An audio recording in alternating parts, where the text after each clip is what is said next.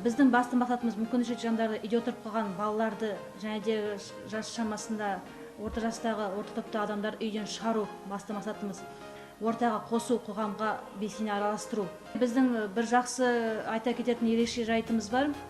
Осы 2014 жылға дейін 14 жыл бойы үйінде отырып ешқайда шықпаған үйден оқитын қызымыз, Жалғансай ауылының тұрғыны Бинаятова Аружан дейтін қызымыз 2014 жылдан бері осы біздің клубқа келіп 9 уақыттан дайындалып жақсы дәрежеге жеткендігі сондай. 2017 жылы Атырау қаласында кезекті номер 4-ші спартакиадаға қатысып, жекелей ойнаудан 2-ші орын алып, 9 құмалақтан аудан бойынша облыс деңгейінде 1-ші дәрежеде болып, 9 құмалақтан спорт шебері атағын орындады. Бұл клубтың басты ашылуының бірден-бір себепкері өзімнің жолдасым, және де осы спорттың үстел теннисінен спорт шебері үміткер Қуангереев Мұхадия.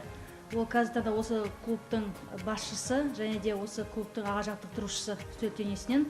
Әлі де біз осы мүмкіндігі шектеулі жандарды көбірек жұмысқа тартып, қоғамға қосу біздің басты мақсатымыз.